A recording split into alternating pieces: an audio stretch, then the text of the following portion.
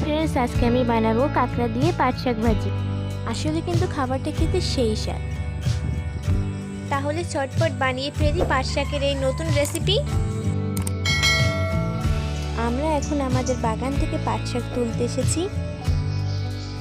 আজ আমরা আমাদের নিজেদের বাগানে পাট শাক দিয়ে রান্না করব। আরও অনেক পাট শাক তুলে ঝুড়িতে রেখেছি। এই যে আমি এক ঝুড়ি পাট শাক তুলে নিয়েছি। এবার ছুরি দিয়ে অল্প অল্প করে পাট শাকগুলো কেটে নেব।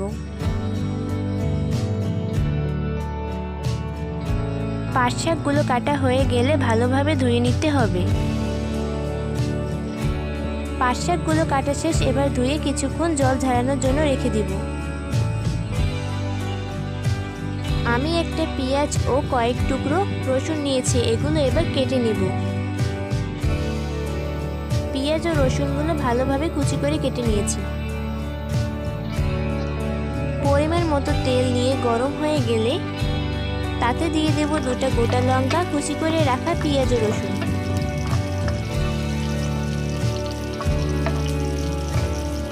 কিছুক্ষণ পর দিয়ে দিচ্ছি কাঁকড়া।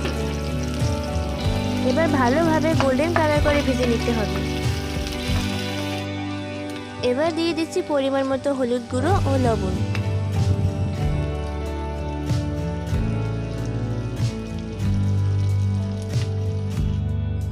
ভাজা হয়ে গেলে দিয়ে দিচ্ছি আগে থেকে কেটে রাখা পাট শাক।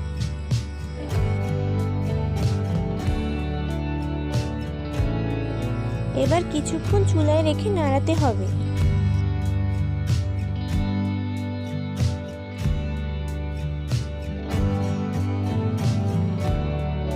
এবার আমি ঢাকনা দিয়ে কিছুক্ষণের জন্য রেখে দেব।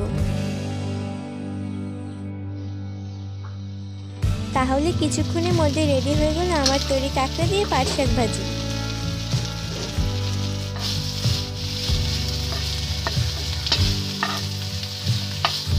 এবার উপর থেকে সামান্য পরিমাণে মশলা দিয়ে উঠিয়ে নিব। তারপর গরম ভাতের সাথে পরিবেশন করুন কাঁকড়া দিয়ে তৈরি পাট শাক ভাজি। তাহলে এরকম সুন্দর ভিডিও পেতে আমার চ্যানেল সাবস্ক্রাইব করে লাইক করে পাশে থাকুন।